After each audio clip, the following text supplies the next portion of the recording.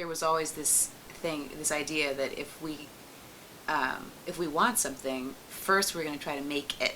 And if we can't make it, then we can save money and try to buy it. But almost every time we would find a way to make the thing that we wanted. I'm from Georgia, and I grew up in a family of 5. We're all artists and musicians, and my parents are hippies who lived in a commune for 20 years. I was born into this commune. So I had a really strange childhood, and it was homeschooled for a while. My mother rebelled against the whole fashion industry. Her mother was a fashion model and actually modeled for Vogue magazine at one point. And I think she thought that it made her mother sick or something like that. Her mother actually died of colon cancer because she didn't eat a lot. So my mother, like everybody else in her generation, took acid. For her, she was on a yachting trip with her brother and her father, and everything was very luxurious.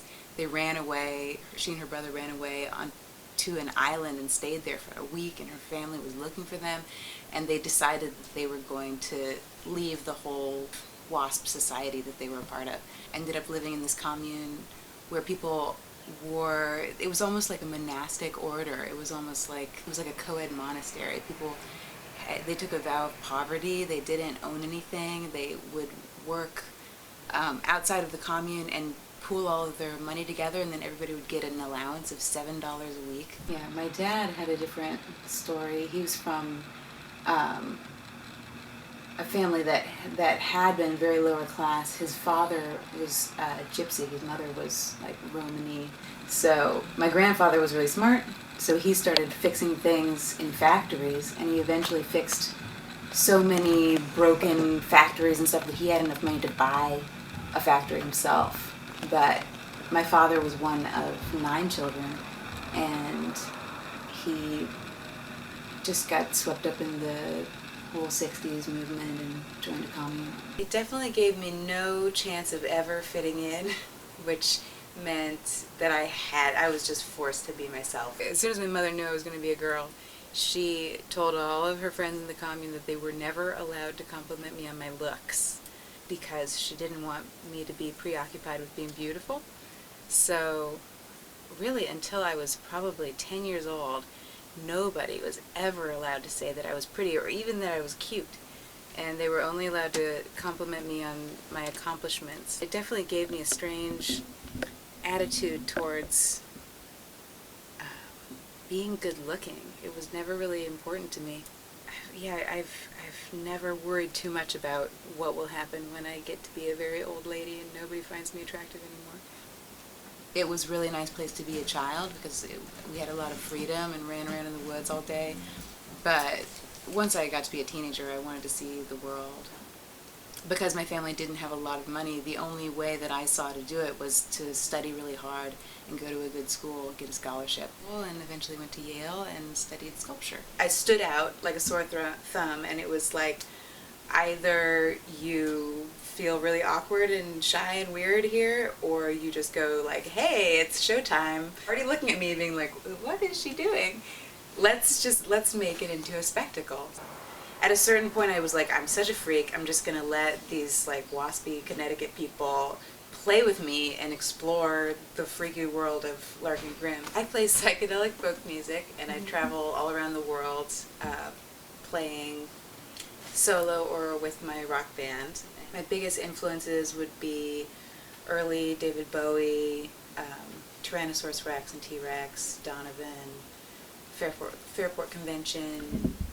People say it's strange, people say that my music is sort of gross, because I love singing about kind of like morbid and grim things. Definitely influenced by the Grimm's fairy tales, which my mother read to me all the time because she was so proud that my father is somehow distantly related to the Grimm brothers. I love Americana, and I love psychedelia and nature. So I'm really into all sorts of, nature patterns. Like this plant is this plant is my style icon. The dress I got in Barcelona, and it makes me feel like some kind of honeycomb queen or something.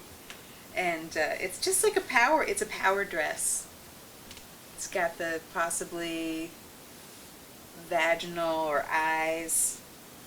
I don't know. It seems very symbolic to me whenever I put it on. I feel like I'm going to be the center of attention and nobody's going to be able to mess with me.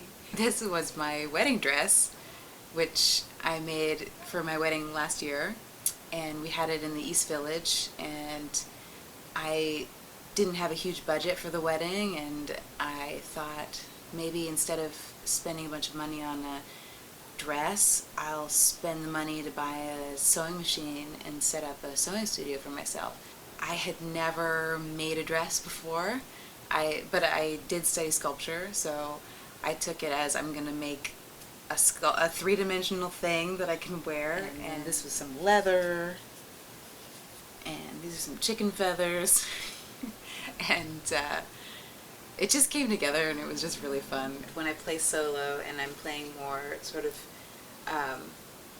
country style venues with acoustic bands, then this is my outfit. This is kind of like I'm a sweet country girl with a dark side outfit. The tights are from Milan, and I like them because they look like piano keys.